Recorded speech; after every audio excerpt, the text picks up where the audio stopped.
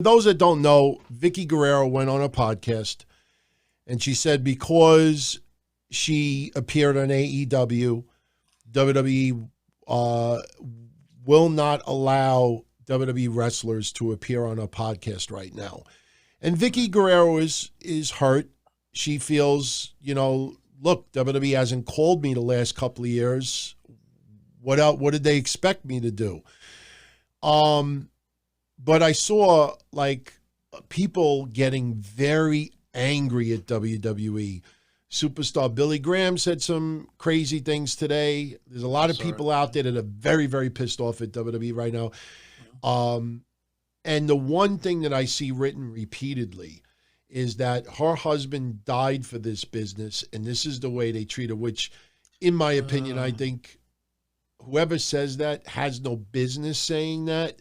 Yeah. What's your take on this whole situation, including that? To whoever who said that, take a look at how she got in the business and was given a job for almost a decade post her husband's death.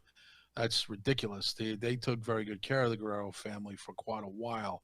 Vickie turned out to be a natural. Nobody knew that when she was just a wife standing in the ring with Eddie for certain segments before she became the excuse me woman. So they took a chance on someone who had no experience wrestling, gave her a job because they did feel bad about what happened to Eddie. And that was not on the Eddie chose to take growth hormones. Eddie chose to take steroids. You can't put that on WWE. He died on their watch while he was under their employ.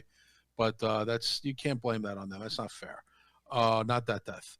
Maybe other deaths you can. They gave her a job. She was there for quite a while.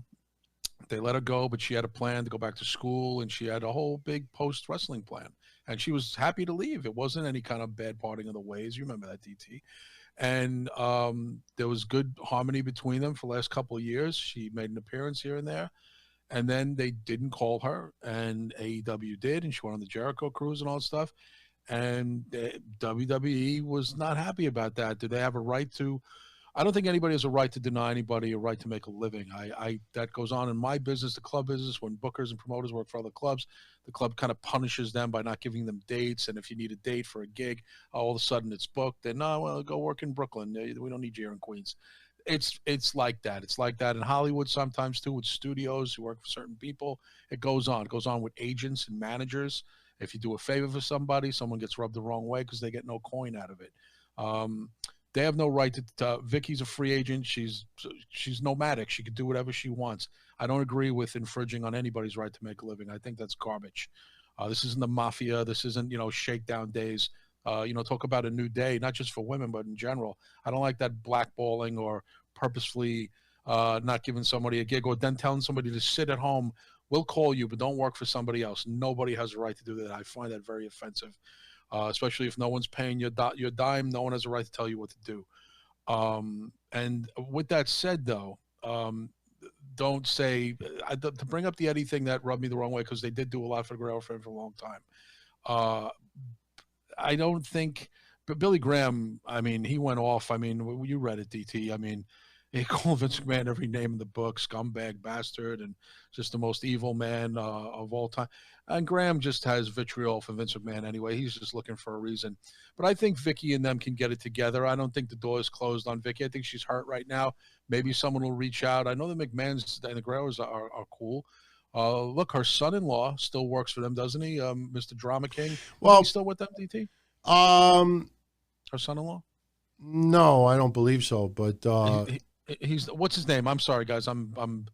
He was announcing for what do you call it for a while? The cruiserweight division. Oh my God, what's his name? The guy who was with Rusev, DT.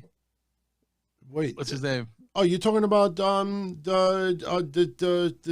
guy, the singer, Rusev Day. Now you got me drawing a blank. Oh my God, I can't. That's Aiden English. Aiden English. Aiden English still works for the company. Yeah, no, but Vickie Guerrero's son-in-law. Here's how I look at it. I don't think. Let me ask you this: Do you think? All right, AEW has their own podcast now. They have Aubrey Edwards and Tony Schiavone hosting it. Now, how do you think AEW would allow Moxley to go on a WWE podcast? No. Okay.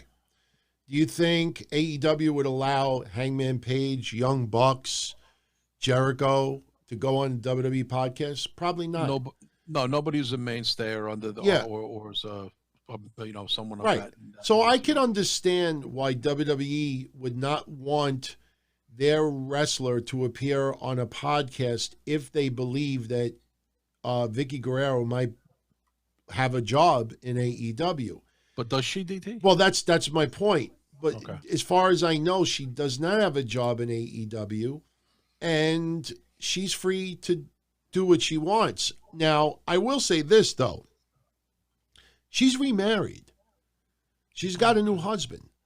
You know, so when people say, oh, look at, Eddie Guerrero and, look at this, she is no longer, and I don't mean this in a negative way, but she's no longer Vickie Guerrero.